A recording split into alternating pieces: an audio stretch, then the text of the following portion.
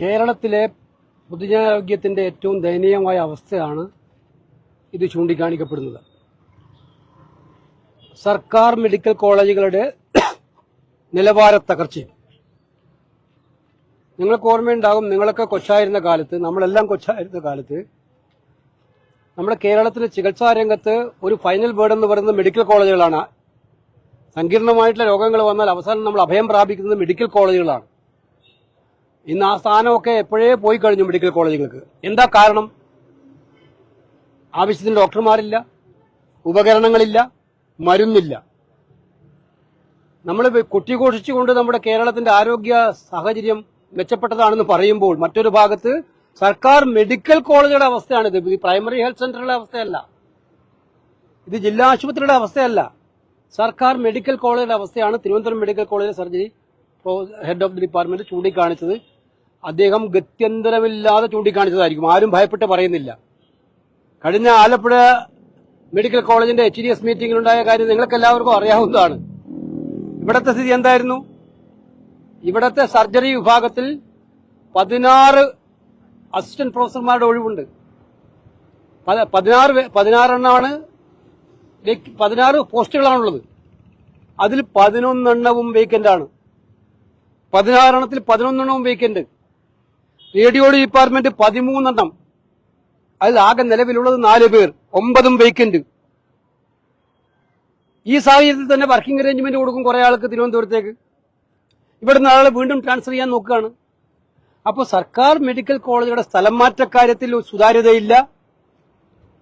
സ്വാധീനമുണ്ടെങ്കിൽ അവർക്ക് എവിടെയും പ്രവർത്തിക്കാൻ പറ്റും. ആലപ്പുഴ പോലുള്ള മെഡിക്കൽ കോളേജിൽ പ്രവർത്തിക്കാൻ ഇഷ്ടമില്ലാതിരിക്കുമ്പോൾ അവർക്ക് എവിടെയും പ്രവർത്തിക്കാം.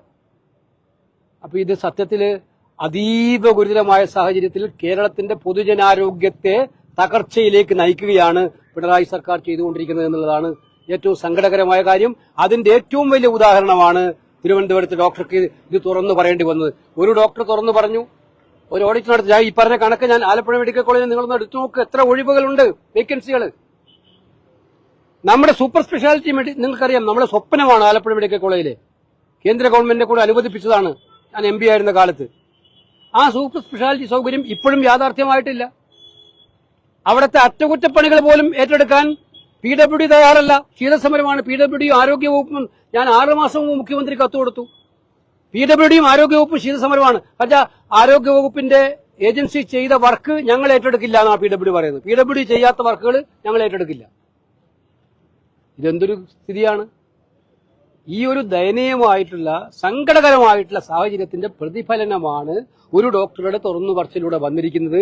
ഇങ്ങനെ മറ്റു ഡോക്ടർമാരും തുറന്നു പറയാൻ പോയാൽ കേരളത്തിലെ ആരോഗ്യരംഗത്തിന്റെ പൊതുജനാരോഗ്യ രംഗത്തിന്റെ ഏറ്റവും ദയനീയ സാഹചര്യമായിരിക്കും വെളിപ്പത്ത് വരിക.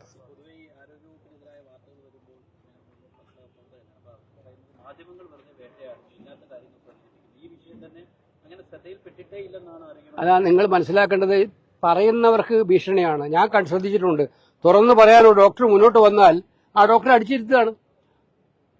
ഓരോ ഡിപ്പാർട്ട്മെന്റിലുമുള്ള ആവശ്യങ്ങൾ പറയേണ്ട ഉത്തരവാദിത്തം അവർക്കാണ്. അല്ലെങ്കിൽ ആ ഡിപ്പാർട്ട്മെന്റിനായിട്ടുള്ള ഏറ്റവും വലിയ ജനവികാരമായിരിക്കും ഉണ്ടാകുമ്പോൾ ജനങ്ങൾക്ക് ഇതൊന്നും അറിയില്ല. ഞാൻ ഒറ്റ കാര്യം ചോദിക്കുന്നുള്ളൂ, ഇങ്ങനെ കുറ്റം പറയുന്നവര് സർക്കാർ ആശുപത്രികളിലെ ഒഴിവുകൾ നികത്താൻ എന്ത് നടപടിയാണ് സ്വീകരിച്ചിരിക്കുന്നത്? ഞാൻ ഓരോ ഒഴിവുകളുടെ എണ്ണം ഞാൻ പറഞ്ഞു തന്നിട്ടാണ്. 2 ഡിപ്പാർട്ട്മെന്റുകളെ അവിടെ പറഞ്ഞിട്ടുള്ളൂ. ബാക്കി ഡിപ്പാർട്ട്മെന്റിൽ പറഞ്ഞാൽ പോയാൽ കഥ തീരില്ല.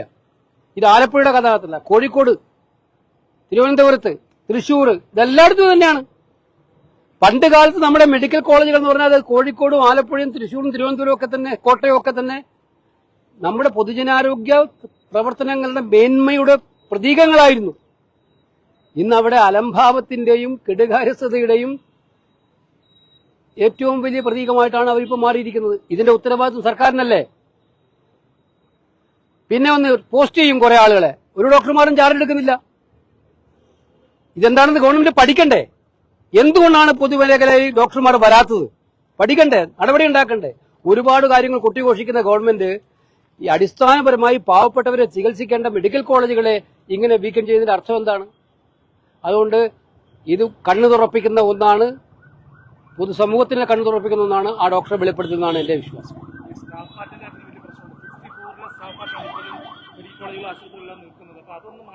അതുതന്നെയാണ് ഞാൻ പറഞ്ഞത്. എന്തുകൊണ്ടാണ് മെഡിക്കൽ കോളേജിൽ ഡോക്ടർമാരുടെ ഒഴിവുകൾ വന്നുകൊണ്ടേയിരിക്കുന്നു. എന്തുകൊണ്ടാണ് നിയമിക്കുന്ന ഡോക്ടർമാരും വരാൻ തയ്യാറാകുന്നില്ല? എവിടെയോ തയ്യാറുണ്ട്.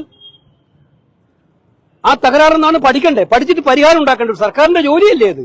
നമ്മുടെ മെഡിക്കൽ കോളേജുകളെ അനാഥമാക്കി വിട്ടിട്ട് ആരെങ്കിലുമൊക്കെ വിമർശിക്കുമ്പോൾ ആ വിമർശിക്കുന്നതാണ് കുഴപ്പമെന്ന് പറയുന്നതാണോ ശരി?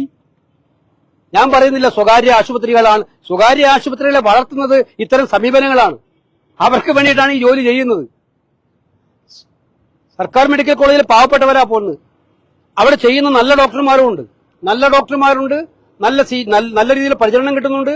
പക്ഷെ അതല്ലല്ലോ, അത് മാത്രമല്ലല്ലോ കാര്യം. ഡോക്ടർമാരുടെ ഒഴിവുകൾ നികത്താനോ പാരാമെഡിക്കൽ സ്റ്റാഫിന്റെ ഒഴിവുകൾ നികത്താനോ നഴ്സുമാരുടെ ഒഴിവുകൾ നികത്താനോ ഒന്നും നടപടിയില്ല. ഇതൊരു യുദ്ധകാലാടിസ്ഥാനം സ്വീകരിച്ച ഒരു സർക്കാർ തീരുമാനിച്ചാൽ നടക്കുന്ന കാര്യമല്ലേ? നടക്കണ്ടേ? എവിടെയെങ്കിലും തടസ്സം ഉണ്ടെങ്കിൽ ആ തടസ്സം നീക്കണ്ടേ? അതിനൊന്നും നടപടിയില്ല. ഇതാരെങ്കിലും വിമർശിച്ചാൽ വിമർശിക്കുന്നവരെ ഇനി അപ്പോൾ ആ ഡോക്ടർക്കെതിരെ നേരിടേണ്ടി വന്ന ആക്രമണം എന്തായിരിക്കും നമുക്ക് കാണാം. ഇതായിരിക്കും സംഭവിക്കുന്നത്. അപ്പൊ ഇതുകൊണ്ട് ഇത് ഒരു സംശയവും വേണ്ട, ഈ കാര്യത്തിൽ ഒരു അടിയന്തര ശസ്ത്രക്രിയ വേണ്ടത് സംസ്ഥാനത്തെ മെഡിക്കൽ കോളേജുകളുടെ നിലവാര തകർച്ച മാറ്റാൻ വേണ്ടിയിട്ടാണ് എന്നുള്ളതാണ് എന്റെ വിശ്വാസം.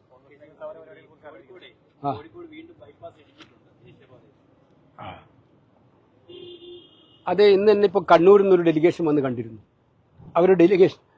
അവർ ഒരു പഠന റിപ്പോർട്ട് അവർ തന്നെ താല്പര്യപ്പെടുത്തി ജിയോളജിസ്റ്റ്, എഞ്ചിനീയർമാർ ഉൾപ്പെട്ട ഒരു പഠന റിപ്പോർട്ട് പുറത്തു വന്നിരിക്കുകയാണ്.